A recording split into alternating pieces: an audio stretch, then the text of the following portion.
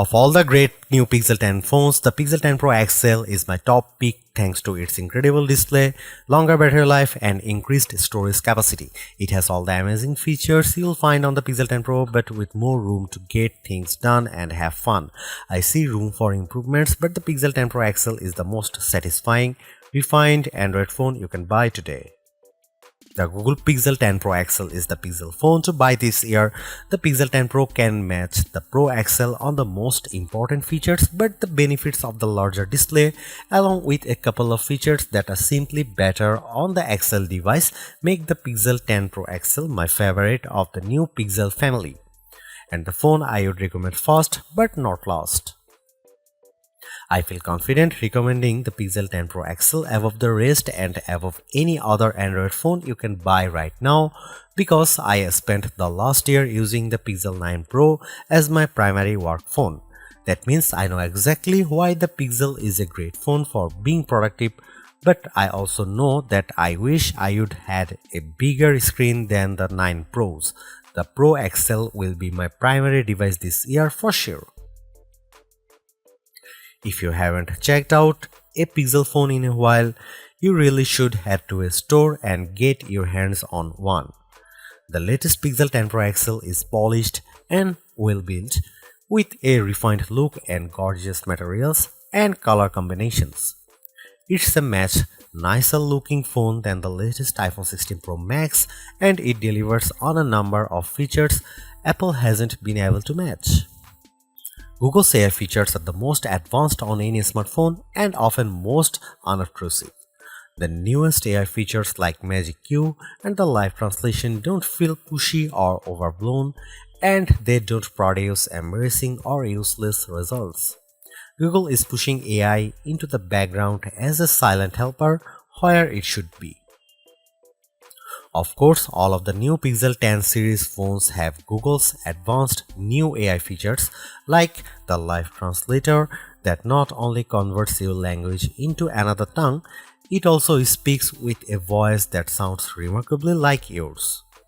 That may sound alarming from a privacy viewpoint, but Google says this processing happens on the Pixel 10 Pro XL and not on a distant cloud computer, so your conversations and your voice should be safe. So what makes the Pixel 10 Pro XL so special, the best of the Pixel 10 bunch? First of all, Google's Pixel displays, so-called Super Actua displays, are among the best you will see on any smartphone. These screens are bright and colorful and very sharp.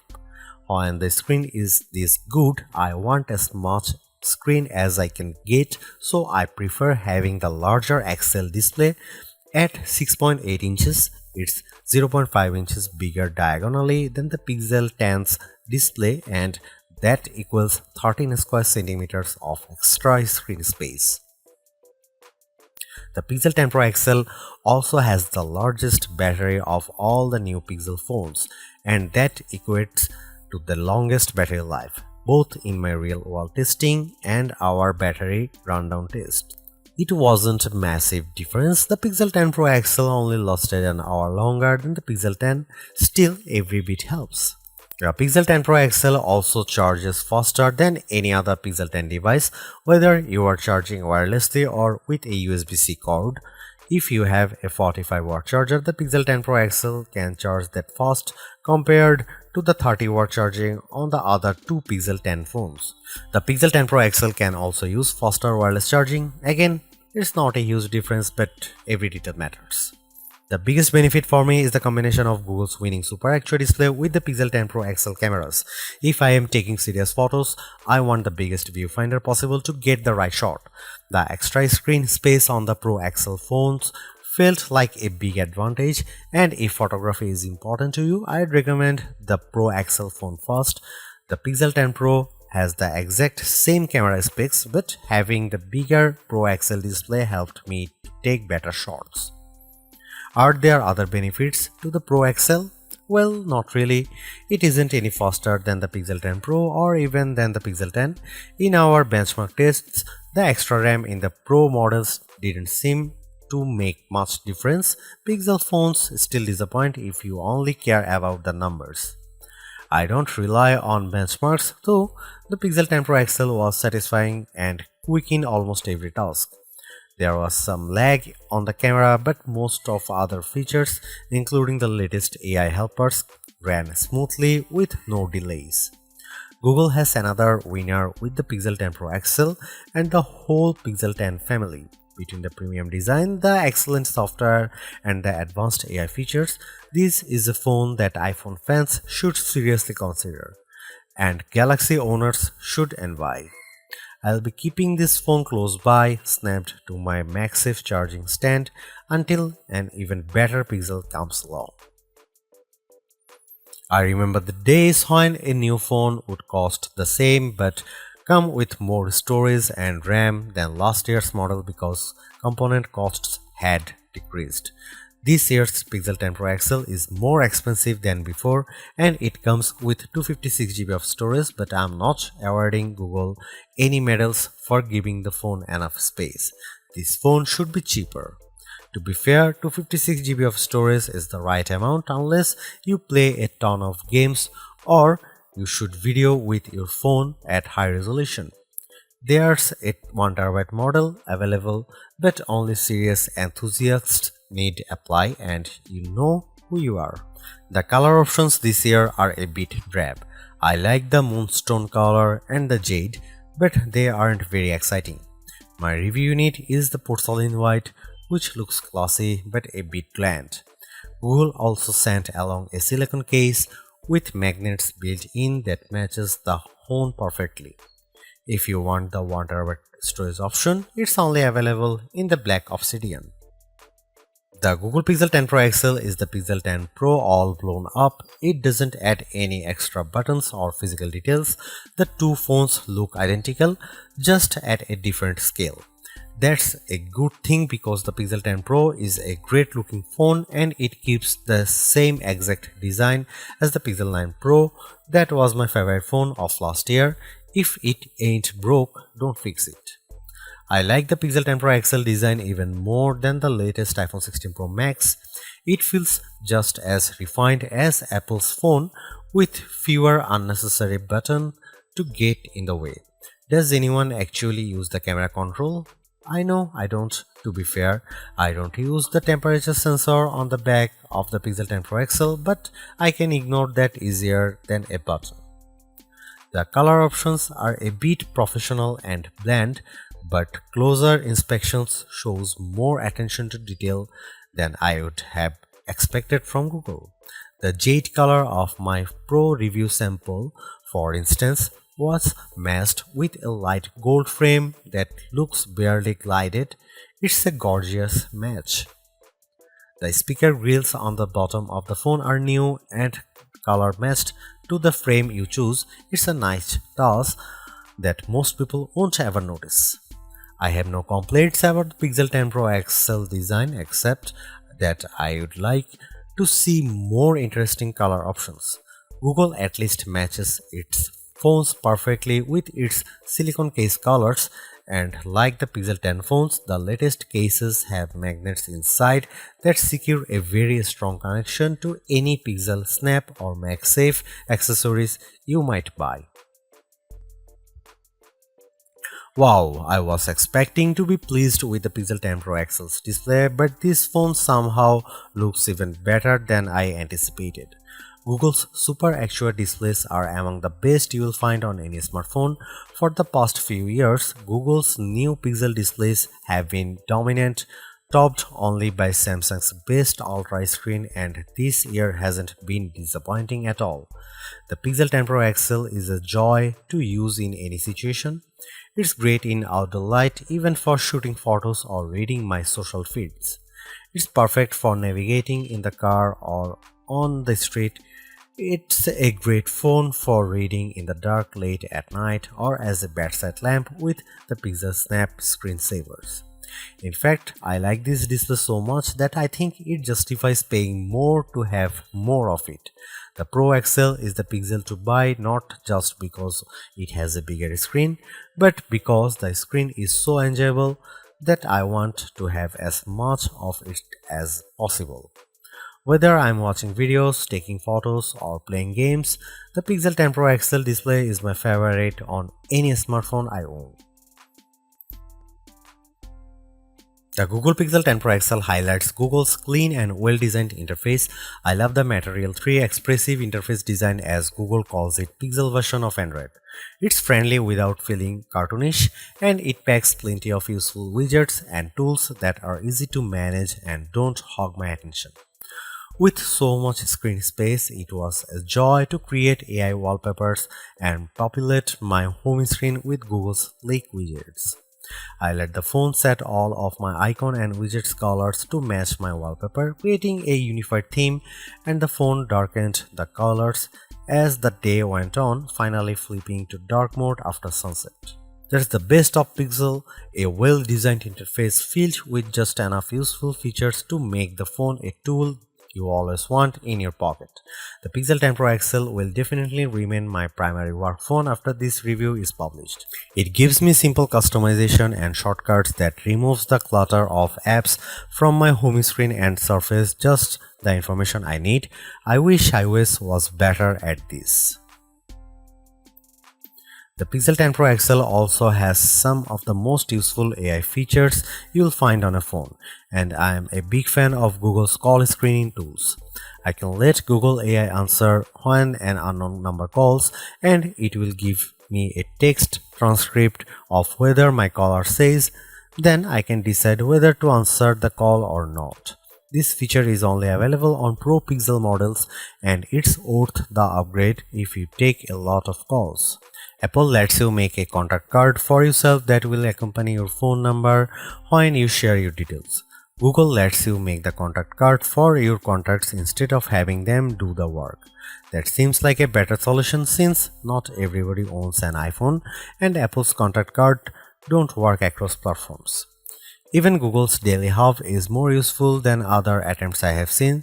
Samsung, Motorola, and now Google all offer a homepage for your personal information gathered and summarized by AI.